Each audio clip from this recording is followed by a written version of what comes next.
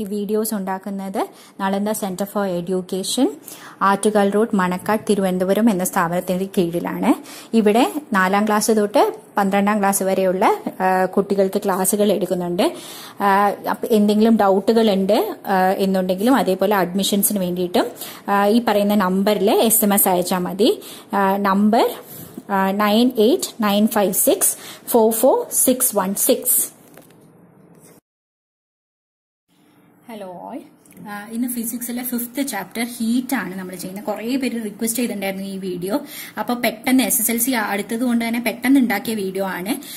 ഇതിൽ ഞാൻ കുറച്ച് നോട്ട്സ് അങ്ങനെ കുറെ എഴുതിയിട്ടില്ല, ടെക്സ്റ്റ് വെച്ചിട്ടാണ് പഠിപ്പിക്കാൻ പോകുന്നത്. അത്യാവശ്യമായിട്ട് ഉണ്ടാക്കിയത് കൊണ്ടാണ് ഞാൻ ഫുൾ നോട്ട് ചെയ്തിട്ട് ഇത് വേറൊരു വീഡിയോ അപ്ലോഡ് ചെയ്യാം, കുറെ നോട്ട്സ് ഒക്കെ വെച്ചിട്ട് നെക്സ്റ്റ് ബാച്ചസിനൊക്കെ വേണ്ടിയിട്ട്. ഓക്കെ, അപ്പൊ നമ്മൾ ഫസ്റ്റ് ഈ ഹീറ്റിൽ എന്താ പഠിക്കാൻ പോണേ? ഹീറ്റ് എന്ന് പറയുന്നത് ഭയങ്കര കോംപ്ലിക്കേറ്റഡ് ഉള്ള ചാപ്റ്റർ ഒന്നുമല്ല. നമുക്ക് പേടി കാരണമാണ് പകുതി കൂടുതൽ ഹീറ്റ് മനസ്സിലാവാത്ത. അപ്പൊ ഈ നോക്കിക്കഴിഞ്ഞാൽ ഹീറ്റിൽ എന്താ പഠിക്കാനുള്ളത്? ഹീറ്റിൽ ഫസ്റ്റ് പഠിക്കാനുള്ളത് കൈനറ്റിക് എനർജി എന്താന്ന് പഠിക്കാനുണ്ട്. ഓക്കെ, എന്നിട്ട് നമ്മൾ കൈനറ്റിക് എനർജി എന്താന്ന് പഠിക്കുന്നതിന്റെ കൂട്ടത്തിൽ തന്നെ കൈനറ്റിക് തിയറി ഓഫ് ഹീറ്റ് എന്താന്ന് പഠിക്കും. അതേപോലെ ഹീറ്റും കൈനറ്റിക് എനർജിയും തമ്മിൽ എന്താണ് ബന്ധം എന്നും നമ്മൾ പഠിക്കും. അപ്പൊ നമുക്ക് ഫസ്റ്റ് കൈനറ്റിക് എനർജി എന്താന്ന് നോക്കാം. അപ്പൊ കൈനറ്റിക് എനർജി എന്ന് പറഞ്ഞു കഴിഞ്ഞാൽ ഏതൊരു ബോഡി, ഇപ്പൊ ഒരു ബോഡി ഉണ്ട്, ആ ബോഡി നീങ്ങുകയാണെന്ന് വിചാരിച്ചോളൂ. നീങ്ങുമ്പോഴത്തേക്കും ആ ബോഡിക്ക് ഒരു ശക്തി ഉണ്ട്. ഇപ്പൊ ഒരു ലോറി വെറുതെ ഇരിക്കുകയാണെങ്കിൽ ലോറി വെറുതെ വന്നിരിക്കുന്ന ലോറിക്ക് നിങ്ങളെ ഒന്നും ചെയ്യാൻ പറ്റില്ല. അതേസമയം ആ ലോറി നീങ്ങുകയാണെങ്കിൽ നിങ്ങളെ വന്ന് ഇടിച്ചു കഴിഞ്ഞ് കഴിഞ്ഞാൽ നമുക്ക് പരിക്ക് പറ്റും, അല്ലെ? അപ്പൊ ലോറി നീങ്ങുമ്പോ there is some energy.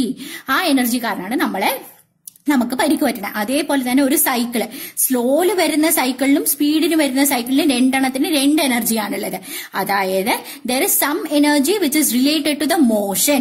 അതായത് അപ്പൊ ഈ മൂവ്മെന്റ് കാരണമുള്ള എനർജി, അതിനെയാണ് നമ്മൾ കൈനറ്റിക് എനർജി എന്ന് പറയുന്നത്. അപ്പൊ നമുക്കറിയാം സോളിഡ്സും ലിക്വിഡ്സും ഗ്യാസസും എല്ലാം മോളിക്യൂൾസ് വെച്ചിട്ടാണ് ഉണ്ടാക്കിയേക്കണെന്ന് നമുക്കറിയാം, അല്ലെ?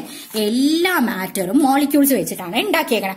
അപ്പൊ ഈ മോളിക്യൂൾസ് അവിടെ വെറുതെ ഇരിക്കുകയാണോ? അല്ല. ഈ മോളിക്യൂൾസ് എന്ന് പറയുന്നത് they are always in motion. പക്ഷെ അതേസമയം സോളിഡ്സിനെ സംബന്ധിച്ചിടത്തോളം സോളിഡ്സിന്റെ മോളിക്യൂൾസ് എങ്ങനെ ഉണ്ടാവും? അടുപ്പിച്ചിട്ടേ ഉണ്ടാവും. അതായത് ഇതിന്റെ തമ്മിലുള്ള ഇന്റർ മോളിക്യുലർ സ്പേസ്, 2 മോളിക്യൂളിന്റെ ഇടയിലുള്ള സ്പേസ് ഭയങ്കര കുറവായിരിക്കും സോളിഡ്സിന്. സോളിഡ്സിന് intermolecular space will be very less. ലിക്വിഡിനെ കമ്പയർ ചെയ്യുമ്പോഴത്തേക്കും ലിക്വിഡിന് കുറച്ചും കൂടി സ്പേസ് ഉണ്ടാവും. കമ്പാരിറ്റീവ്ലി ഹയർ ദാൻ സോളിഡ്സ് ആണ് ഇന്റർമോളിക്യുലർ സ്പേസ് ഉള്ളത്, തമ്മിലുള്ള ദൂരമുള്ളത്. അതേസമയം ഗ്യാസിനാണെന്നുണ്ടെങ്കിൽ ഇഷ്ടം പോലെ സ്പേസ് ഉണ്ടാവും ഇടയിൽ. So as far as gases are concern there will be lot of intermolecular space between them. ഇതെന്തിനാ ഞാൻ ഈ ഇന്റർമോളിക്യുലർ സ്പേസിന്റെ കാര്യം പറയണമെന്ന് ഇപ്പൊ പറഞ്ഞുതരാം കേട്ടോ. അതേപോലെ തന്നെ ഇന്റർമോളിക്യുലർ സ്പേസ് പോലെ തന്നെ ഇമ്പോർട്ടന്റ് ആയിട്ടുള്ള ഒരു സാധനമാണ് ഇന്റർമോളിക്യുലർ അട്രാക്റ്റീവ് ഫോഴ്സ്. ഓക്കെ, അപ്പൊ ഈ മോളിക്യൂൾസ് തമ്മിലുള്ള അട്രാക്ഷൻ എത്രയാണ്? അപ്പൊ സോളിഡ്സിനെ സംബന്ധിച്ചിടത്തോളം അട്രാക്ഷൻ എന്ന് പറയുന്നത് ഭയങ്കര ഹൈ ആണ്. 2 മോളിക്യൂൾസും തമ്മിൽ ഭയങ്കര റിലേഷൻ ആണ്, അവർ തമ്മിൽ കെട്ടിപ്പിടിച്ചിട്ടിരിക്കുകയാണ്. അതേസമയം ലിക്വിഡ്സിന് കമ്പാരിറ്റീവ്ലി ലെസ് ആണ് ഇന്റർമോളിക്യുലർ അട്രാക്ഷൻ എന്ന് പറയുന്നത്. അതേസമയം ഗ്യാസ് തമ്മിലാണെന്നുണ്ടെങ്കിൽ അങ്ങോട്ടും ഇങ്ങോട്ടും ഭയങ്കര കുറവാണ് അട്രാക്ഷൻ, ഇന്റർമോളിക്യുലർ അട്രാക്ഷനില്. അപ്പൊ ഇതും കൈനറ്റിക് എനർജിയും തമ്മിൽ എന്താ ബന്ധം? ഭയങ്കര അടുത്തിരിക്കുമ്പോ ഇപ്പൊ നിങ്ങൾ എല്ലാവരും ഒരു 3 പേര് ചേർന്നിട്ട് പിടിച്ചിട്ട് നിൽക്കുകയാണെന്ന് വിചാരിച്ചോളൂ. അങ്ങോട്ട് ഇങ്ങോട്ട് മൂവ് ചെയ്യാൻ പറ്റുമോ? മൂവ് ചെയ്യാൻ പറ്റുന്നത് കുറവായിരിക്കും, അല്ലെ? കുറച്ച് ദൂരത്തിൽ കൈ ഇങ്ങനെ ഒരു കൈ ഇടവിട്ടിട്ട് നമ്മൾ കൈ പിടിച്ചിട്ട് നിൽക്കുകയാണെങ്കിൽ കമ്പാരിറ്റീവ്ലി കൂടുതൽ മൂവ് ചെയ്യാൻ പറ്റും. എന്നാൽ 3 പേരും പിടിച്ചിട്ടേ ഇല്ല എന്ന് വിചാരിച്ചോളൂ, അങ്ങോട്ടും ഇങ്ങോട്ടും കുറെ ദൂരം നമുക്ക് നീങ്ങാൻ പറ്റും. അതാണ് ഇതിന്റെ ബന്ധം. അപ്പൊ സോളിഡ്സിനെ സംബന്ധിച്ചിടത്തോളം മോളിക്യൂൾസിന് വൈബ്രേഷൻ മൂവ്മെന്റ് മാത്രമേ ഉള്ളൂ. ലിക്വിഡ്സിനെ സംബന്ധിച്ചിടത്തോളം കുറച്ചും കൂടി മൂവ്മെന്റ് ഉണ്ട് compare to that of solids. Arc? Molecules compare to solid കുറച്ചും കൂടി മൂവ്മെന്റ് ഉണ്ട്. ഗ്യാസിനെ സംബന്ധിച്ചിടത്തോളം ഇന്റർമോളിക്യുലർ അട്രാക്റ്റീവ് ഫോഴ്സ് ഭയങ്കര കുറവായതുകൊണ്ട് തന്നെ ഇഷ്ടം പോലെ മോഷൻ ഉണ്ട്. അപ്പോ ഇതിന്റെ സിഗ്നിഫിക്കൻസ് എന്താ? ദിസ് മീൻസ് മോഷൻ കാരണമുള്ള എനർജി, മോഷൻ കുറവായ സോളിഡിന് കുറവായിരിക്കുമല്ലോ. അതായത് കൈനറ്റിക് എനർജി ഓഫ് സോളിഡിന്റെ മോളിക്യൂൾ ഇസ് കമ്പാരിറ്റീവ്ലി ലെസൺ. അതേസമയം ഇയാൾക്ക് മോഷൻ കുറച്ചും കൂടി കൂടുതലാണ്. So kinetic energy is comparatively higher in liquids. Kinetic energy ഏറ്റവും കൂടുതൽ ആർക്കാ? മോഷൻ ഏറ്റവും കൂടുതലുള്ള ഗ്യാസസിനാണ്. ഇതിന് എന്താണ് മോഷൻ കൂടാൻ കാരണം? ഇന്റർമോളിക്കുലർ അട്രാക്റ്റീവ് ഫോഴ്സ് വളരെ കുറവാണ്. മാത്രമല്ല ഇന്റർമോളിക്കുലർ സ്പേസ് ഭയങ്കര കൂടുതലാണ്. സ്പേസ് കൂടുതലുണ്ടെങ്കിൽ അങ്ങോട്ടൊക്കെ ഓടിക്കളിക്കാലോ. ഇയാൾ കാണുന്നുണ്ടെങ്കിൽ ഇന്റർമോളിക്കുലർ സ്പേസ് ഒട്ടുമില്ല. അപ്പൊ അത് കാരണം തന്നെ ഇയാൾക്ക് ഓടിക്കളിക്കാൻ ഒന്നും സ്ഥലമില്ല. അത് കാരണം ഇയാൾക്ക് മോഷൻ കുറവായിരിക്കും. അതുകൊണ്ട് തന്നെ കൈനറ്റിക് എനർജി മോളിക്യൂൾസിന് കുറവായിരിക്കും. ഓക്കെ, അപ്പൊ ഈ കൈനറ്റിക് എനർജി ഹീറ്റിന് എന്താണ് ബന്ധം? അപ്പൊ ഹീറ്റിനെ സംബന്ധിച്ചിടത്തോളം ഹീറ്റ് കൂടുമ്പോൾ ഹീറ്റും കൈനറ്റിക് എനർജിയും തമ്മിൽ ഡയറക്ട്ലി പ്രൊപ്പോർഷണൽ. അതായത് ഹീറ്റ് കൂടുകയാണെന്നുണ്ടെങ്കിൽ കൈനറ്റിക് എനർജി കൂടും. ഓക്കെ, കാരണം വൈബ്രേഷൻ, ആ എനർജി വെച്ചിട്ട് അത് ചടപടേ എന്ന് പറഞ്ഞിട്ട് അങ്ങനെ വൈബ്രേറ്റ് ചെയ്യും. അത് കാരണം when heat increases kinetic energy increases. അതാണ് ഇത് തമ്മിലുള്ള ബന്ധം. ഹീറ്റ് ഇൻക്രീസ് ചെയ്യുമ്പോഴേക്കും the vibratory motion of the solids increases, movement of the molecules of the liquid increases and the motion of the molecules of the gases increases. മോഷൻ കൂടി എന്ന് പറഞ്ഞു കഴിഞ്ഞാൽ എന്താണ് അർത്ഥം? നാച്ചുറലി കൈനറ്റിക് എനർജി കൂടി. അപ്പൊ ഇതിന്റെ എക്സാമ്പിൾ എന്താന്ന് പറഞ്ഞാൽ ടെക്സ്റ്റിൽ നമുക്ക് പറഞ്ഞിട്ടുണ്ട് കേട്ടോ. പൊട്ടാഷ്യം പെർമാംഗനേറ്റിന്റെ എക്സാമ്പിൾ ഉണ്ട്. ഒരു പൊട്ടാഷ്യം പെർമാംഗനേറ്റിന്റെ നമ്മളൊരു കുഞ്ഞൊരു പൊട്ടാഷ്യം പെർമാംഗനേറ്റിന്റെ ഒരു സ്റ്റോൺ എടുത്തിട്ട് ഒരു പ്ലാസ്റ്റിക് കോട്ടഡ് പേപ്പറിൽ നമ്മൾ ഇട്ടു. അത് കഴിഞ്ഞിട്ട് നമ്മളൊരു കുഞ്ഞു ഓട്ട ഇട്ടു, നീഡിൽ വെച്ചിട്ട് ഓട്ട ഇട്ടിട്ട് ഒരെണ്ണം ചൂടുവെള്ളത്തിലിട്ടു, അതേസമയം വേറെണ്ണം കോൾഡ് വാട്ടറിലിട്ടു. അത് ഏതാണ് പെട്ടെന്ന്, പൊട്ടാഷ്യം പെർമാംഗനേറ്റ് ആണെങ്കിൽ നല്ല പിങ്ക് കളറാവും. അപ്പൊ ഏതാണ് പെട്ടെന്ന് അലിയുന്നത്? ചൂടുവെള്ളത്തിലുള്ളത് പെട്ടെന്ന് അലിയും. ചൂടുവെള്ളം എന്ന് പറഞ്ഞാൽ ചൂടുണ്ട്, that is there is heat. Heat ഉള്ളപ്പോഴത്തേക്ക് ഇതിന്റെ മോളിക്യൂൾസ് തമ്മിൽ ചടപടേ എന്ന് പറഞ്ഞിട്ട് ഓടി കളിക്കുമ്പോഴത്തേക്കും പൊട്ടാഷ്യം പെർമാംഗനേറ്റുമായിട്ട് പെട്ടെന്ന് മിക്സ് ചെയ്യാൻ പറ്റും. ഇപ്പൊ ഞാൻ പറയാം, 3 ബോയ്സും 3 ഗേൾസും ഉണ്ടെന്ന് വിചാരിച്ചോളൂ. സ്ലോ ആയിട്ടാണ് നിങ്ങൾ അങ്ങോട്ടും ഇങ്ങോട്ടും മിക്സ് ചെയ്ത് നിൽക്കുമെന്ന് പറഞ്ഞു കഴിഞ്ഞാൽ സ്ലോ ആയിട്ട് വന്നു കഴിഞ്ഞ് കഴിഞ്ഞാൽ സ്ലോ ആയിട്ട് ഇട കലർന്നിട്ട് നിൽക്കാൻ പറ്റുള്ളൂ. അതേസമയം നിങ്ങളുടെ അടുത്ത് ഞാൻ പറയാണ് 3 ബോയ്സും 3 ഗേൾസും അപ്പുറത്തും ഇപ്പുറത്തും നിൽക്കട്ടെ, പെട്ടെന്ന് ഒരു 5 സെക്കൻഡിനുള്ളിൽ നിങ്ങൾ വന്നിട്ട് മിക്സ് ചെയ്യണമെന്ന് പറഞ്ഞാൽ നിങ്ങൾ ഓടി വന്നിട്ട് മിക്സ് ചെയ്യും. അതായത് മോഷന്റെ സ്പീഡ് കൂടുമ്പോൾ മിക്സിങ് ഭയങ്കര ഫാസ്റ്റ് ആയിട്ട് നടക്കും അല്ലെ? അതേപോലെയാണ് ഈ ഹോട്ട് വാട്ടറിന്റെ കാര്യം. ഹോട്ട് വാട്ടർ എന്ന് പറയുമ്പോൾ കൈനറ്റിക് എനർജി കൂടുതലാണ്, മോഷന്റെ സ്പീഡ് കൂടുതലാണ്. So naturally what will happen? The mixing will become very very fast എന്ന് പറയാം. ഓക്കെ, അപ്പൊ hot water possesses greater kinetic energy because of faster motion. അങ്ങനെ ഫാസ്റ്റർ മോഷൻ ഉള്ളത് കൊണ്ടാണ് ഇതിന്റെ ഡിഫ്യൂഷൻ എന്നാട്ടോ ഇതിന് പറയാ, അങ്ങോട്ടും ഇങ്ങോട്ടും മിക്സ് ആവുന്നത്. 2 ടൈപ്പ് ഓഫ് മോളിക്യൂൾസ് തമ്മിൽ മിക്സ് ആവുന്നത്. അപ്പൊ പെട്ടെന്ന് നടക്കും. അതുകൊണ്ട് തന്നെ കളർ ഭയങ്കര ഫാസ്റ്റ് ആയിട്ട് മിക്സ് ആവും. Okay, so when substance is heated what will happen? Speed of molecule increases, in turn kinetic energy increases. ഇനി അടുത്തത് നമുക്ക് പഠിക്കാൻ പോകുന്നത് ഹീറ്റും ടെമ്പറേച്ചർ. നമുക്ക് മലയാളത്തിൽ ആകെ ഒരു വാക്കേ ഉള്ളൂ, ചൂട് എന്ന് പറഞ്ഞിട്ടുള്ള ഒരു വാക്കേ ഉള്ളൂ. നമുക്ക് അങ്ങനെ കേട്ട് പരിചയമുള്ള ഒരു വാക്കേ ഉള്ളൂ, ചൂടുണ്ടോ? അപ്പൊ ഈ ചൂട്, അപ്പൊ നമുക്ക് ഈ ഹീറ്റ് ആണോ ടെമ്പറേച്ചർ ആണോ ചൂട് എന്നുള്ളത് മനസ്സിലാവില്ല. അതേസമയം ഇംഗ്ലീഷിൽ 2 വാക്കുണ്ട്, ഹീറ്റും ടെമ്പറേച്ചറും. അപ്പൊ ഇതിന്റെ അർത്ഥം എന്താണെന്നാണ് നമ്മൾ പഠിക്കാൻ പോകുന്നത്. അപ്പൊ നമ്മൾ ഫസ്റ്റ് ആൻഡ് ഫോർമോസ്റ്റ് മനസ്സിലാക്കേണ്ടത് ഹീറ്റ് എന്ന് പറഞ്ഞു കഴിഞ്ഞാൽ എനർജിയാണ്. ഹീറ്റ് എന്ന് പറഞ്ഞു കഴിഞ്ഞാൽ എന്താണ്? എനർജിയാണ്. ടെമ്പറേച്ചർ എന്ന് പറയുന്നത് ഒരു ഫിസിക്കൽ ക്വാണ്ടിറ്റി ആണ്. ഓക്കെ, അതെന്താ ഈ ഫിസിക്കൽ ക്വാണ്ടിറ്റി നമ്മൾ പിന്നീട് നോക്കട്ടെ. അപ്പൊ ഹീറ്റ് എന്ന് പറയുന്നത് ടെമ്പറേച്ചർ ആണ്, ഹീറ്റ് എന്ന് പറയുന്നത് നമ്മുടെ എനർജിയാണ്. ടെമ്പറേച്ചർ എന്ന് പറഞ്ഞു കഴിഞ്ഞാൽ ഒരു ഫിസിക്കൽ ക്വാണ്ടിറ്റി ആണെന്നുള്ളതാണ് നമ്മൾ ഫസ്റ്റ് മനസ്സിലാക്കേണ്ടത്. അപ്പൊ എന്താ വെച്ച് കഴിഞ്ഞാൽ നമ്മള് ഈക്വൽ എമൗണ്ട് ഓഫ് വാട്ടർ 2 ബീക്കറിൽ എടുത്തു, എന്നിട്ട് ഒരെണ്ണത്തിന് ചൂടാക്കി. ഏതിനാണ്? അപ്പൊ 2 എണ്ണത്തിനെയും ഒരെണ്ണം നമ്മള് വെറുതെ വെച്ചു, മറ്റേതിനെ ചൂടാക്കി. ഈ ചൂടാക്കുക എന്ന് പറഞ്ഞു കഴിഞ്ഞാൽ എന്താണ്? We are providing heat energy. When we provide heat energy, what will happen to the water in the beaker? Water in the beaker gets heat energy and its temperature increases.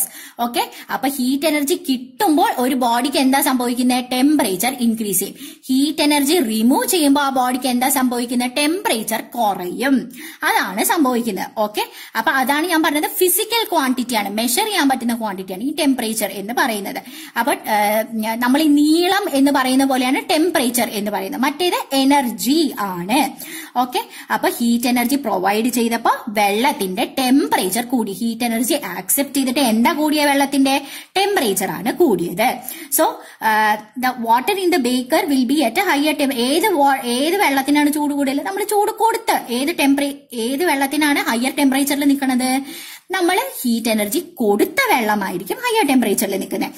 Which is a form of energy absorbed by the water to get heated? Heat എനർജിയാണ് absorb ചെയ്തത്.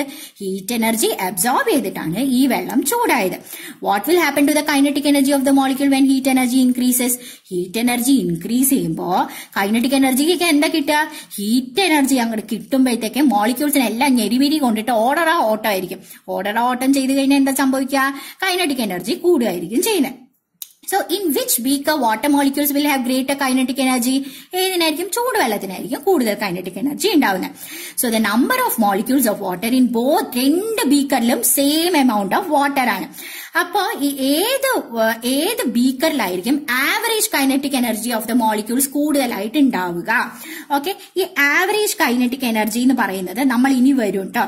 അത് ഈ average temperature എന്ന് പറയുന്നത് average kinetic എനർജിയുടെ measure ആണ്. ഹീറ്റ് എന്ന് പറയുന്നത് ടോട്ടൽ കൈനറ്റിക് എനർജി ഓഫ് മോളിക്യൂൾസിന്റെ മെഷർ ആണ്. എന്താന്ന് വെച്ച് കഴിഞ്ഞാൽ ഈ ചാപ്റ്റർ നിങ്ങൾക്ക് പാടാണെന്ന് തോന്നാൻ കാരണം ഇവിടം വരെ വായിച്ചാൽ മനസ്സിലാവും. ഈ ഒരു സാധനം വരുമ്പോഴേക്ക് നിങ്ങൾക്ക് എന്താ സാധനം ഇത് മനസ്സിലാവില്ല. അതോടുകൂടി നമ്മൾ അങ്ങോട്ട് തീരുമാനിക്കും ഈ ചാപ്റ്റർ ഭയങ്കര പാടാണെന്ന് അങ്ങോട്ട് തീരുമാനിക്കും. അപ്പൊ ഇത് ഭയങ്കര സിമ്പിൾ. ഇത് ഞാൻ ഈ സാധനം ഒന്ന് എക്സാമ്പിൾ വെച്ചിട്ട് പറഞ്ഞുതരാം. അപ്പൊ ഒരു ക്ലാസ്സില് 2 പിള്ളേരുണ്ടെന്ന് വിചാരിച്ചോളൂ. 2 പിള്ളേര് മറ്റേ ക്ലാസ്സില് 5 പിള്ളേരുണ്ടെന്ന് വിചാരിച്ചോളൂ. ഈ 2 പിള്ളേരുടെ കയ്യില് 3 മുട്ട ഈച്ച്, 3 ചോക്ലേറ്റ്സ് ഈച്ച്. അപ്പൊ ഇതിലെ ഒരു കുട്ടിയുടെ കയ്യിൽ എത്രയുണ്ട്? 3 ചോക്ലേറ്റ് ഉണ്ട്. അപ്പൊ ടോട്ടൽ എത്ര ചോക്ലേറ്റ് ഉണ്ട്? ടോട്ടൽ എന്ന് പറയുന്നത് 6 ചോക്ലേറ്റ് ആണ് ഇവിടെ ഉള്ളത്. ഇതിലെയും ഒരു കുട്ടിയുടെ കയ്യില് 3 ചോക്ലേറ്റ് ആണ് ഉള്ളത്. ഓക്കെ, പക്ഷെ ടോട്ടൽ എത്രയുണ്ട്? 15 ചോക്ലേറ്റ് ആണ് ഉള്ളത്. മനസ്സിലായോ? ഓക്കെ, സോ ആവറേജ് എന്ന് പറയുന്നത് 3 ചോക്ലേറ്റ് ആണ്. 2 എണ്ണത്തിനും ഒരേ ടെമ്പറേച്ചർ ആണ്. പക്ഷെ ഹീറ്റ് എന്ന് പറയുന്നത് ടോട്ടൽ കൈനറ്റിക് എനർജി ആണ്. Which is total kinetic energy എന്ന് പറഞ്ഞാൽ ഇതിനെ സംബന്ധിച്ചിടത്തോളം 6ഉം ഇതിനെ സംബന്ധിച്ചിടത്തോളം 15ഉം ആണ്. അപ്പൊ രണ്ട് ബീക്കറിൽ ഞാൻ 1 ലിറ്റർ വെള്ളം എടുത്തു. ഇതിൽ 2 ലിറ്റർ വെള്ളം എടുത്തു എന്ന് വിചാരിച്ചോ. ഇതിനെ ഞാന് ഇപ്പൊ 100 ഡിഗ്രി സെൽഷ്യസ് ആക്കണമെങ്കിൽ ഞാൻ എത്രയോ നേരം ചൂടാക്കണം. അതായത് എത്രയോ ഹീറ്റ് എനർജി കൊടുക്കണം. ഇതിന് സെയിം എമൗണ്ട് ഓഫ് സമയത്തിലാണ് ഹീറ്റ് എനർജി കൊടുക്കേണ്ടത്? അല്ല, ഇതിന് കൂടുതൽ കൊടുക്കേണ്ടി വരും. പക്ഷെ ഇതും 100 ഡിഗ്രി സെൽഷ്യസ് തന്നെയാണ് ആക്കേണ്ടത് എനിക്ക്. പക്ഷെ ഞാൻ കൂടുതൽ ഹീറ്റ് എനർജി കൊടുത്തു. അതായത് total kinetic energy possessed by this molecules, ഇതിന്റെ നമ്പർ ഓഫ് മോളിക്യൂൾസ് കൂടുതലാണ്. കാരണം കൂടുതൽ ഹീറ്റ് എനർജി ഞാൻ കൊടുത്തു. ഇത് കണ്ടോ, ടോട്ടൽ എത്രയല്ലേ? ഇതിൽ 15 ചോക്ലേറ്റ് കൊടുത്താലേ ഇവിടെ 100 ഡിഗ്രി സെൽഷ്യസ് എത്താൻ പറ്റുള്ളൂ. അതേസമയം ഇവിടെ 6 ചോക്ലേറ്റ് കൊടുത്തു കഴിഞ്ഞാൽ തന്നെ നമുക്ക് 100 ഡിഗ്രി സെൽഷ്യസ് എത്തും. ഇനി ഒന്നുകൂടി ഞാൻ പറയാം. അപ്പൊ 100 degree Celsius which is average kinetic energy, അതായത് ഒരു molecule total number of molecules അതായത് total kinetic energy divided by total number of molecules, അതിനെയാണ് ആവറേജ് എന്ന് പറയാം. Total kinetic energy divided by total number of molecules. നോക്കിയ total kinetic energy എന്ന് പറയുന്നത് 6 ആണ്. Divided by total number of molecules, അതായത് by 2. ഇവിടെ ടോട്ടൽ കൈനറ്റിക് എനർജി എന്ന് പറയുന്നത് 15 ആണ്. Divided by total number of people എന്ന് പറയുന്നത് 5 ആണ്. 2 എണ്ണം average kinetic energy is same in both cases അല്ലെ? 100 ഡിഗ്രി സെൽഷ്യസ് ആണെങ്കിൽ. അതായത് ടെമ്പറേച്ചർ എന്ന് പറയുന്നത് average kinetic energy of the molecules ആണ്. അതേസമയം ഹീറ്റ് എന്ന് പറയുന്നത് total kinetic energy of the molecules ആണ്. So heat of a substance is total kinetic energy of the molecule in it. Temperature of a substance എന്ന് പറയുന്നത് it is proportional to average kinetic energy of the molecules in it. അപ്പൊ 2 എമൗണ്ടിലാണ് വെള്ളം എടുക്കുന്നത് എന്നുണ്ടെങ്കിൽ, അതായത് 1 ലിറ്ററും 2 ലിറ്ററും ആണെങ്കിൽ 2 ലിറ്ററിന് നമ്മൾ കൂടുതൽ ഹീറ്റ് എനർജി കൊടുക്കണം. അതായത് ടോട്ടൽ കൈനറ്റിക് എനർജി അതിന് കൂടുതൽ കൊടുത്താൽ മാത്രമേ, ടോട്ടൽ ഹീറ്റ് എനർജി കൂടുതൽ കൊടുക്കണം. So total kinetic energy is going to be higher, heat കൂടുതലായിരിക്കും. അതേസമയം ടെമ്പറേച്ചർ എന്ന് പറയുന്നത് is proportional to average kinetic energy. ഇതിനെ സംബന്ധിച്ചിടത്തോളം ക്യാൻ ബി സെഡ് ദാറ്റ് ഒരു മോളിക്യൂളിന് ഓൾമോസ്റ്റ് സെയിം എനർജി ആണ്. കണ്ടോ, ഇതില് ഒരാളുടെ കയ്യിൽ 3 ചോക്ലേറ്റ് ആണ്, ഇവിടെ ഒരാളുടെ കയ്യിൽ 3 ചോക്ലേറ്റ് ആണ്. അപ്പോ temperature of a substance is a measure proportional to average kinetic energy of the molecules in it. അപ്പൊ അത്രയും മനസ്സിലായല്ലോ. സോ അപ്പൊ വീണ്ടും നോക്കാം. നമ്പർ ഓഫ് മോളിക്യൂൾസ് നമ്മൾ രണ്ട് ബീക്കറിൽ ഒരേ വെള്ളം എടുത്തു, ഒരെണ്ണത്തിനെ ചൂടാക്കി എന്ന് പറഞ്ഞല്ലോ. അപ്പൊ ഏതിനാണ് ആവറേജ് കൈനറ്റിക് എനർജി കൂടുതൽ? ഒരേ നമ്പർ ഓഫ് മോളിക്യൂൾസ് ആണ്. ഇത് കണ്ടോ, ഇവിടെയും 3 ആൾക്കാരുണ്ടായി, ഇവിടെയും 3 ആൾക്കാരുണ്ടായി. പക്ഷെ ഇതിനെ ഞാൻ ചൂടാക്കി. ഇയാൾക്ക് 2 മുട്ടായി വീതം, 2 ചോക്ലേറ്റ് വീതമാണ് കൊടുത്തത്.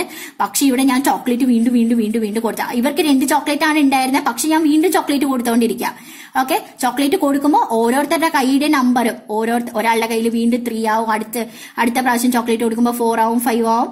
അതായത് number of chocolate in 1 person with 1 person increase ചെയ്തോണ്ടേയിരിക്കുക. That is average kinetic energy കൂടിക്കൊണ്ടേയിരിക്കുകയാണ് അല്ലെ. അപ്പൊ ചൂടായ ആളുടെ കയ്യിലാണ് ആവറേജ് കൈനറ്റിക് എനർജി കൂടിക്കൊണ്ടേയിരിക്കുന്നത്. If same quantity is being used, heat energy കൂടുമ്പോ ആവറേജ് കൈനറ്റിക് എനർജി കൂടും. മനസ്സിലായോ? ഓക്കെ, ഇതൊന്ന് തിരിച്ച് പറഞ്ഞു നോക്കണം കേട്ടോ, കാണാണ്ട്, എന്നാലേ നമുക്കത് കറക്റ്റ് ആയിട്ട് തലയിൽ പതിയുള്ളൂ.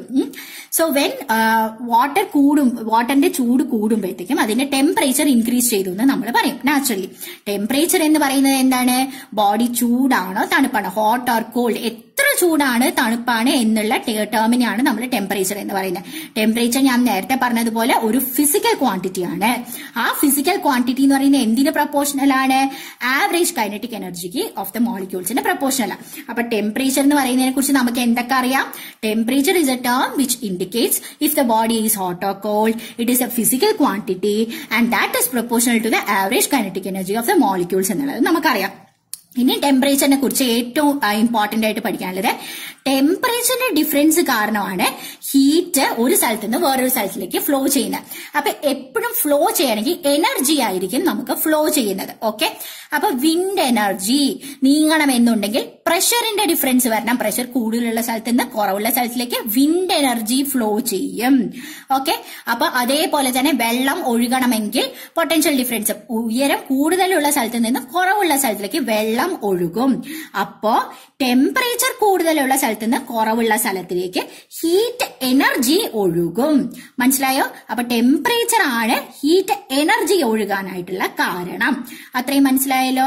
അപ്പൊ ടെമ്പറേച്ചറിനെ കുറിച്ച് നമ്മൾ എന്തൊക്കെ പഠിച്ചു? Temperature is a term which indicates how hot or cold a body is. Temperature is a physical quantity എന്ന് പഠിച്ചു. Temperature is proportional to the average kinetic energy of molecules എന്ന് പഠിച്ചു. അതേപോലെ തന്നെ it is due to the difference in the temperature that heat flows from one point to another എന്നും പഠിച്ചു. ഇനി heat എന്ന് പറയുന്നത് എന്താണ്? Heat is total kinetic energy of the molecules എന്ന് പഠിച്ചു. അതായത് നമ്മൾ നേരത്തെ പറഞ്ഞ പോലെ മുട്ടായിയുടെ കാര്യം ഡൗട്ട് ഉണ്ടെങ്കിൽ വീണ്ടും അതൊന്ന് കേട്ടു നോക്കൂ കേട്ടോ. അപ്പൊ total kinetic energy of molecules വെച്ചിട്ടാണ് ഹീറ്റ് വരുന്നത് എന്നുള്ളതും പഠിച്ചു. അപ്പൊ നമ്മൾക്ക് എന്താ പ്രശ്നം എന്ന് പറഞ്ഞാൽ, ഇപ്പൊ ടെമ്പറേച്ചർ എത്ര ഉണ്ട് എന്നുള്ളത്, നമുക്കിപ്പോ ഒരു കുട്ടിക്ക് പനി ഉണ്ടെങ്കിൽ നമ്മൾ ചുമ്മാ കൈ വെച്ചിട്ട് ഓക്കെ ചൂടുണ്ട് എന്ന് പറയും. പക്ഷെ എക്സാക്ട്ലി എത്ര ടെമ്പറേച്ചർ ഉണ്ടെന്ന് നമുക്ക് പറയാൻ പറ്റില്ല. അതിനു വേണ്ടിയിട്ട് നമ്മൾ ഉപയോഗിക്കുന്നതാണ് തെർമോമീറ്റേഴ്സ് എന്ന് പറയുന്ന സാധനം. ഓക്കെ, സാധാരണ നമ്മൾ മെർക്കുറി തെർമോമീറ്റർ ആണ് അതിൽ യൂസ് ചെയ്യുന്നത്. മെർക്കുറി എന്ന് പറയുന്ന മെറ്റൽ യൂസ് ചെയ്യുന്നതുകൊണ്ടാണ് മെർക്കുറി തെർമോമീറ്റർ എന്ന് നമ്മൾ പറയുന്നത്. ഓക്കെ, ഇനി ടെമ്പറേച്ചറിന്റെ യൂണിറ്റും നമ്മുടെ ഹീറ്റിന്റെ യൂണിറ്റും ആണ് നമ്മൾ പഠിക്കാൻ പോകുന്നത്. അപ്പൊ നമുക്ക് ആദ്യം തന്നെ ഹീറ്റ് എന്ന് പറയുന്നത് എന്താ? എനർജിയാണ്. എനർജി ആണെന്നുണ്ടെങ്കിൽ എനർജിയുടെ യൂണിറ്റ് എന്താ? ജൂൾസ് ആണ് എനർജിയുടെ യൂണിറ്റ്. ജൂൾ എന്നും പറയും, അല്ലെങ്കിൽ കലോറി എന്നും പറയും. ഓക്കെ, ജൂൾ എന്നും പറയും, കലോറി എന്ന് പറയും. So since heat is a form of energy, unit of heat is joules. അതേപോലെ തന്നെ calorie is also used as unit of energy. അതുകൊണ്ട് തന്നെ ഹീറ്റിന്റെ യൂണിറ്റ് ആയിട്ട് നമ്മൾ കലോറി യൂസ് ചെയ്യും. ഇതെന്താണ്? 1 കാലോറി എന്ന് പറയുന്നത് 4.2 ജൂൾസ് ആണ്. 1 കാലോറി എന്ന് പറയുന്നത് 4.2 ജൂൾസ് ആണ്. നമുക്ക് ഒന്നുകൂടി നോക്കാം. ടെമ്പറേച്ചർ എന്ന് പറയുന്നത് എന്താണ്? ടെമ്പറേച്ചറിന് നമുക്ക് എക്സാക്ട് ടെമ്പറേച്ചർ ചുമ്മാ തൊട്ടത് കൊണ്ട് നമുക്ക് കിട്ടില്ല. അതേ നമ്മൾ യൂസ് ചെയ്യണത് എന്താണ്? നമ്മൾ തെർമോമീറ്റേഴ്സ് യൂസ് ചെയ്യും. സാധാരണ യൂസ് ചെയ്യുന്നത് മെർക്കുറി തെർമോമീറ്റേഴ്സ് ആണ്. ഇനി ടെമ്പറേച്ചറിന്റെ SI യൂണിറ്റും ഹീറ്റിന്റെ SI യൂണിറ്റും. ഹീറ്റ് എന്ന് പറയുന്നത് എനർജി ആയതുകൊണ്ട് ജൂൾസ് അല്ലെങ്കിൽ കലോറിയാണ്. കലോറി 1 കാലോറി എന്ന് പറയുന്നത് 4.2 ജൂൾസ് ആണ്. ഇനി ടെമ്പറേച്ചർ അടിപൊളിയാണ്. 3 യൂണിറ്റ് ഉണ്ട്. ടെമ്പറേച്ചറിനെ സംബന്ധിച്ചിടത്തോളം കെൽവിൻ ഉണ്ട്, ഡിഗ്രി സെൽഷ്യസ് ഉണ്ട്, ഫാരൻഹീറ്റ് ഉണ്ട്.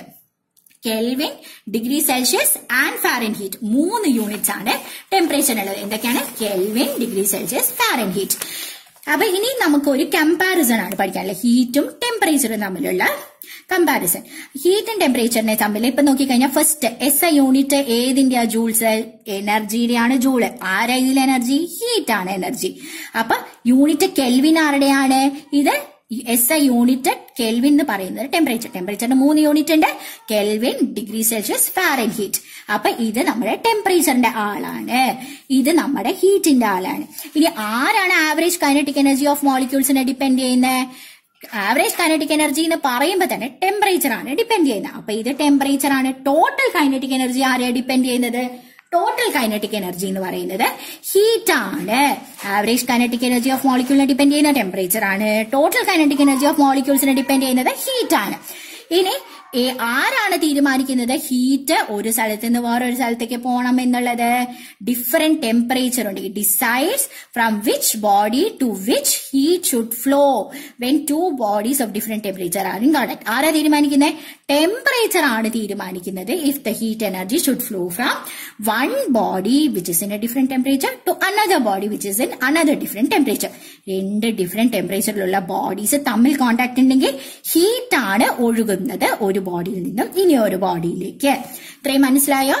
ഇനി നമ്മൾ പഠിക്കാൻ പോകുന്നത് ഡിഗ്രി സെൽഷ്യസ്, ഫാരൻഹീറ്റ്, അതേപോലെ കെൽവിൻ, ഇവരൊക്കെ തമ്മിലുള്ള റിലേഷൻഷിപ്പ് ആണ്. നമ്മൾ ഇതുവരെ എന്താ പഠിച്ചേ? കൈനറ്റിക് എനർജി എന്താന്ന് പഠിച്ചു, കൈനറ്റിക് തിയറി എന്താന്ന് പഠിച്ചു. കൈനറ്റിക് തിയറി എന്ന് പറയുന്നത് എന്താണ്? Kinetic theory, body always possesses kinetic, body contains molecules and the molecules are always in motion. Vibratory motion അല്ലാന്നുണ്ടെങ്കിൽ അങ്ങോട്ടും ഇങ്ങോട്ടും ഉള്ള മൂവ്മെന്റ് കാരണമുള്ള motion, and because of which it contains kinetic energy. And when heat increases, heat എന്ന് പറയുന്നത് sum total of kinetic energy. അതേപോലെ temperature is average proportional to average kinetic energy. ഇതാണ് kinetic theory എന്ന് പറയുന്നത്. ഇനി അതേപോലെ ഹീറ്റും കൈനറ്റിക് എനർജി, ഹീറ്റ് കൂടുമ്പോൾ കൈനറ്റിക് എനർജി കൂടുന്നു പറഞ്ഞു. അതിൽ പൊട്ടാഷ്യം പെർമാംഗനേറ്റിന്റെ എക്സാമ്പിൾ നമ്മൾ കണ്ടു. ഇനി ഹീറ്റിന്റെ ഡെഫിനിഷൻ പഠിച്ചു. That is total kinetic energy. ഇനിയാണ് നമ്മൾ ഹീറ്റ് എന്ന് പറയുക. അതേപോലെ definition of temperature which is proportional to average kinetic energy എന്ന് പഠിച്ചു. ഇനി ഹീറ്റിന്റെ യൂണിറ്റ് പഠിച്ചു, ടെമ്പറേച്ചറിന്റെ യൂണിറ്റ് നമ്മൾ പഠിച്ചു. ഹീറ്റിന്റെ യൂണിറ്റ് എന്ന് പറയുന്നത് ജൂൾസും കലോറിയാണ്. അതേപോലെ ഹീറ്റ് ആണ് ഫ്ലോ ചെയ്യുന്നതെന്നുള്ളത് നമ്മൾ പഠിച്ചു. ഇനി ടെമ്പറേച്ചറിന്റെ യൂണിറ്റ് 3 യൂണിറ്റ് ഉണ്ട്, കെൽവിനുണ്ട്, ഡിഗ്രി സെൽഷ്യസിന്റെ, ഫാരൻഹീറ്റ് ഉണ്ട്. ഇനി ഇതിന് കമ്പാരിസൺ നമ്മൾ പഠിക്കണ്ടേ? ഇനി അത് നമ്മൾ ടെമ്പറേച്ചർ മെഷർ ചെയ്യാൻ വേണ്ടിയിട്ട് സെൽഷ്യസ് തെർമോമീറ്റർ, അതേപോലെ ക്ലിനിക്കൽ തെർമോമീറ്റേഴ്സ് ഒക്കെ നമ്മൾ യൂസ് ചെയ്യും. അത് നമ്മൾ ഇനി പഠിക്കാൻ പോകുന്നുണ്ട്. ഓക്കെ. പിന്നെ ടെമ്പറേച്ചർ, ഹീറ്റ് നമ്മൾ കമ്പയർ ചെയ്തു. നമ്മൾ കുറെ പോയിന്റ്സ് വെച്ചിട്ട് ഒരു ബോക്സ് വെച്ചിട്ട് കമ്പയർ ചെയ്തില്ല, ഇവിടെ വെച്ചിട്ട് നമ്മൾ കമ്പയർ ചെയ്തു.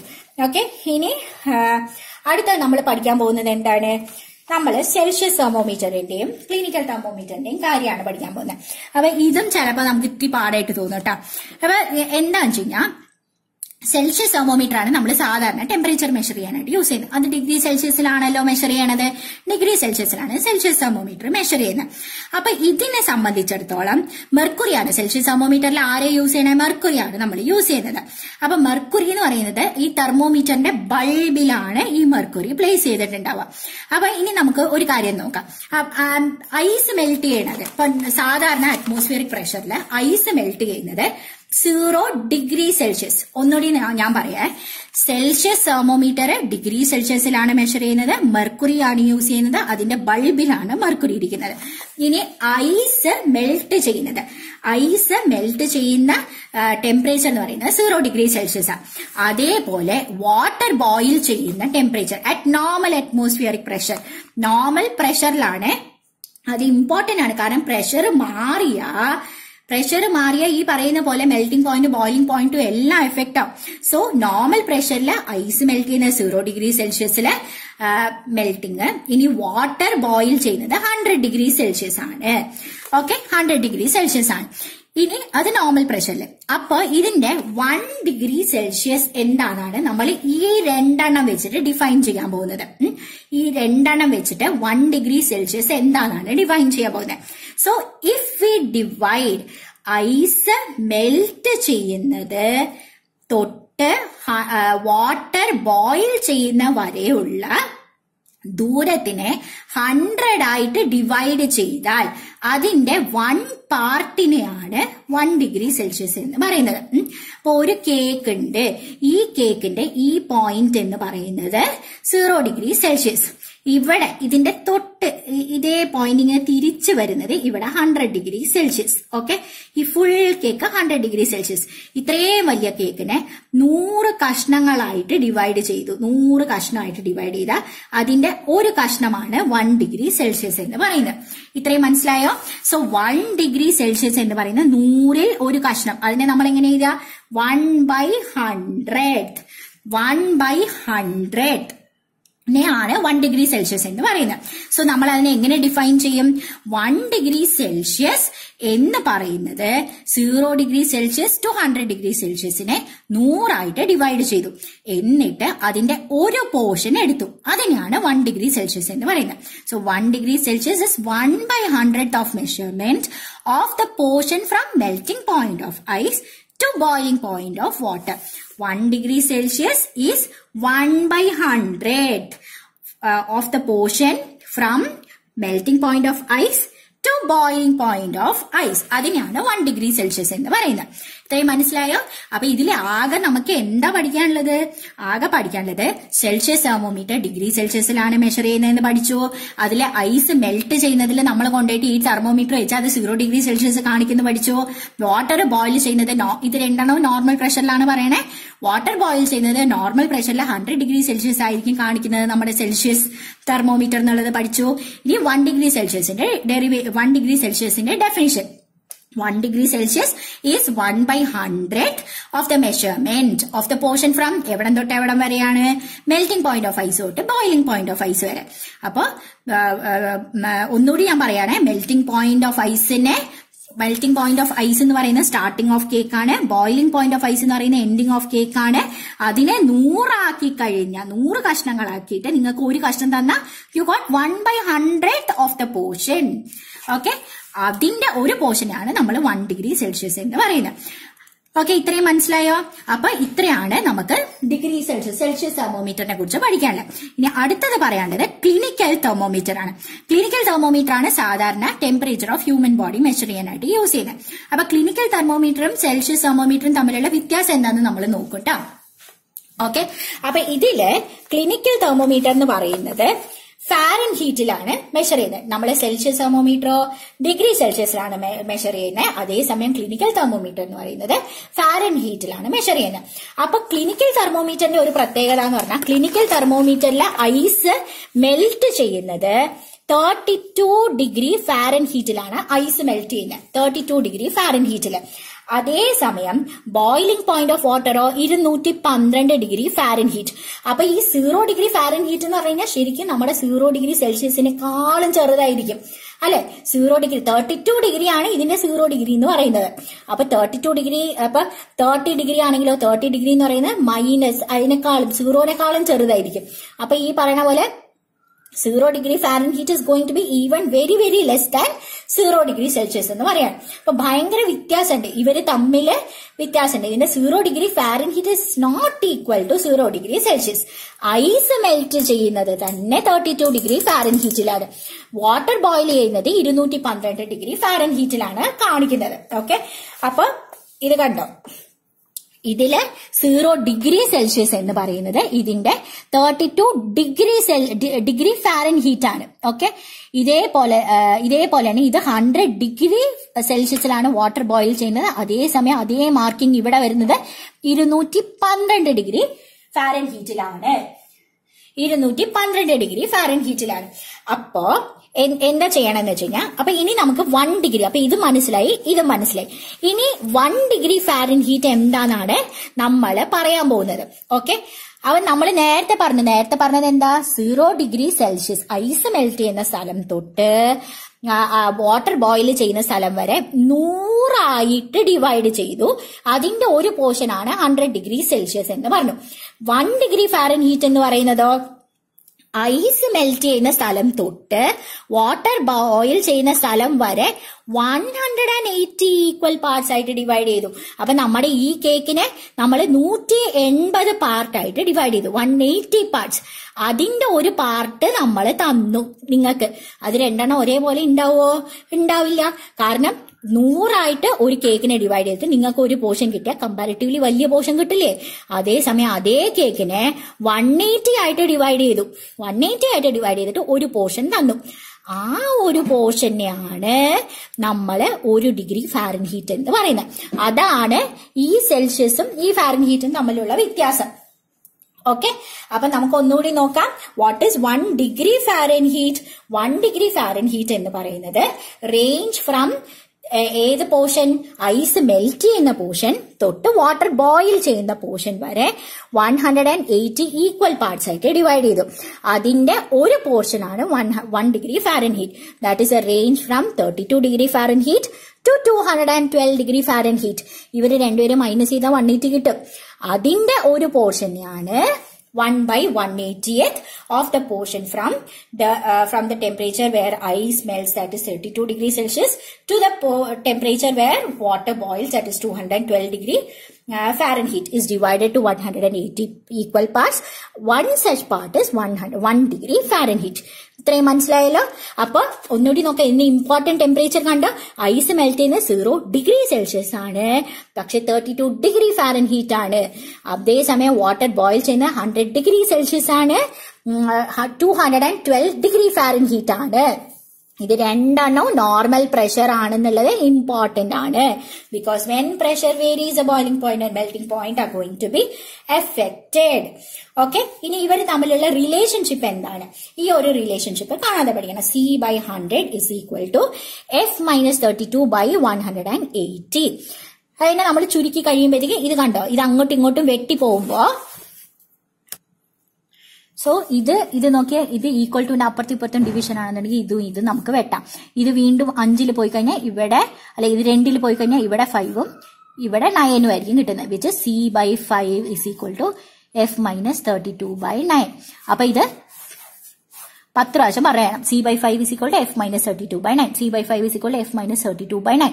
അപ്പൊ തിരിച്ചു മറിച്ചും കുറെ തവണ ഇത് പറഞ്ഞാൽ മതി. C/5 is equal to F-32/7. Ideally ഈ ഒരൊറ്റ സാധനം പഠിച്ചു കഴിഞ്ഞാൽ ട്രാൻസ്പോസിംഗും കൂടി അറിയാന്നുണ്ടെങ്കിൽ നമുക്ക് തനിയെ ഇത് ചെയ്യാൻ പറ്റും. അപ്പൊ C എന്ന് പറയുന്നത് എത്രയാ? ഈ 5 മുകളിലേക്ക് വരും. 5 into F-32/9. Okay, C is equal to 5 into F-32/9. അപ്പൊ ഈ F-32 ആദ്യം ചെയ്യണം, അത് കഴിഞ്ഞിട്ട് ഇവിടെ ഇൻഡു ചെയ്യണം, എന്നിട്ട് ഡിവൈഡ് ബൈ 9 ചെയ്യണം. അങ്ങനെയാണ് ഇവിടെ ചെയ്യേണ്ടത്. ഓക്കെ, അപ്പൊ F എന്ന് പറയുന്നത് എന്താ? ഇത് നിന്നും C/5 is equal to F-32/9. അപ്പൊ F എങ്ങനെയാ? ആദ്യം ഡിവിഷന്റെ മുകളിലേക്ക് കൊണ്ടുപോകണം. അതായത് 9/5 C is equal to F-32. അപ്പൊ ഇനി F-നെ ഒറ്റയ്ക്കാക്കണം. F is equal to 9/5C. ഈ മൈനസ് ഇപ്പുറത്തോട്ട് വരുമ്പോ +32. ഇത് 2 പ്രാവശ്യം പഠിച്ചു കഴിഞ്ഞ് കഴിഞ്ഞാൽ നമുക്കിത് ഈ ഫോർമുല കാണാണ്ട് പഠിക്കേണ്ട കാര്യമില്ലേ. ഈ ഒരൊറ്റ ഫോർമുല പഠിച്ചാൽ മതി. C/5 is equal to F-32/9. C/5 is equal to F-32/9. ട്രാൻസ്പോസിംഗ് അറിയാന്നുണ്ടെങ്കിൽ നമുക്ക് സിമ്പിൾ ആയിട്ട് ഇത് ചെയ്യാൻ പറ്റും. ഓക്കെ, ഇനി 2 പ്രോബ്ലംസ് ആണ് ഉള്ളത്. Normal human body temperature 98.6 degree Fahrenheit ആണ്. അപ്പോ F എത്രയാണ്? F is equal to 98.6 degree Fahrenheit. അത് ഡിഗ്രി സെൽഷ്യസിൽ എത്രയാണെന്നാണ് ക്വസ്റ്റ്യൻ. ഓക്കെ, അപ്പൊ ഇപ്പൊ നോക്കിക്കഴിഞ്ഞാൽ നമുക്ക് എന്ത് ഫോർമുല അറിയാം? C/5 is equal to F-32/9 എന്ന് നമുക്കറിയാം. അപ്പൊ അതിൽ C എന്താണെന്നാണ് കണ്ടുപിടിക്കേണ്ടത്. F എന്താണെന്ന് തന്നേക്കണേ? C/5 is equal to F-നെ സബ്സ്റ്റിറ്റ്യൂട്ട് ചെയ്യാം. 98.6 - 32/9. അപ്പൊ ഇത് എത്രയാണ്? 98.6 - 32 എന്ന് പറയുന്നത് എത്രയാ? 66.6/9 is equal to C/5. ഇനി C-നെ ഒറ്റയ്ക്കാക്കാം. ഡിവിഷൻ അല്ലേ, അപ്പുറത്ത് പോകുമ്പോ ഇൻഡു ആവും. 66.6 into 5 divided by 9. Okay, 66.6 into 5 എത്രയാ? 66.6 into 5. ഇവിടെ 30 വന്നു, ഇവിടെ 3, ഇവിടെ പോയിന്റ് ഇട, അവിടെ പോയിന്റ് ഇട, എന്നിട്ട് ഇവിടെ 30 ആയിരുന്നു, 33, ഇവിടെ 3, ഇവിടെ 3, 333. 333 യൂണിറ്റ് ഇടാൻ മറക്കരുത്. Degree Celsius. degree Celsius. അടുത്ത question, average temperature of a day 30 degree Celsius ആണ്. അതിനെ ഫാരൻഹീറ്റിലേക്ക് കൺവേർട്ട് ചെയ്യാൻ what is a Fahrenheit is equal to എന്ന് പറഞ്ഞിട്ട് ക്വസ്റ്റ്യൻ മാർക്ക്. നമുക്കറിയാവുന്ന ഫോർമുല എന്താ? C/5 is equal to F - 32/9. അപ്പൊ C എന്ന് പറയുന്നതാണ് 30 ഡിഗ്രി സെൽഷ്യസ്. അപ്പൊ 30/5 is equal to F - 32/9 which is 30/5 എന്ന് പറയുന്നത് 6 ഇസ് ഈക്വൽ ടു F - 32/9. ഇവിടെ ഡിവിഷൻ ആണ്, അപ്പുറത്തോട്ട് പോകുമ്പോഴത്തേക്കും മൾട്ടിപ്ലിക്കേഷൻ ആണ്. അപ്പൊ 6 × 9 ഇസ് ഈക്വൽ ടു F - 32.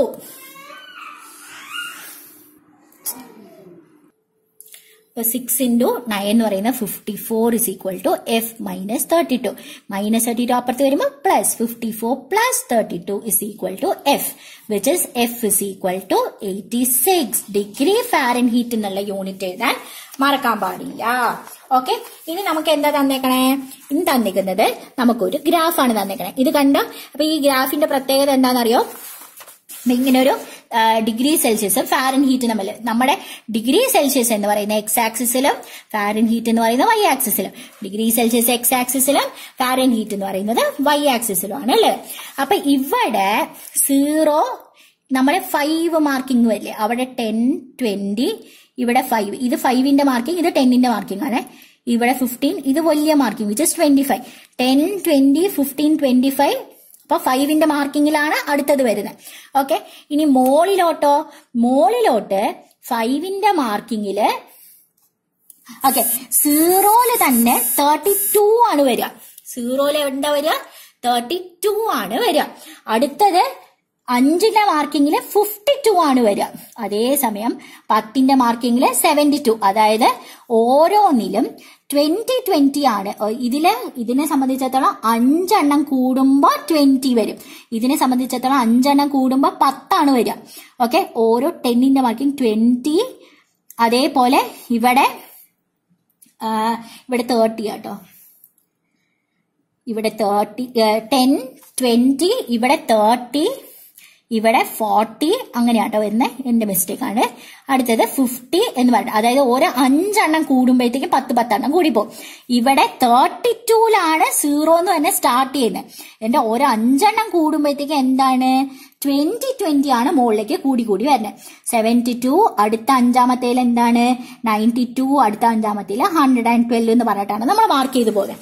എന്നിട്ട് ഇത് കണ്ടോ, 5-മത്തേൽ 10, അടുത്ത 5-മത്തേൽ 20, 5 ഇപ്പൊ 10 എണ്ണം 5 എണ്ണം കൂടുമ്പോഴത്തേക്കും നമ്മൾ ഗ്രാഫിൽ മാർക്ക് ചെയ്ത് പോകും.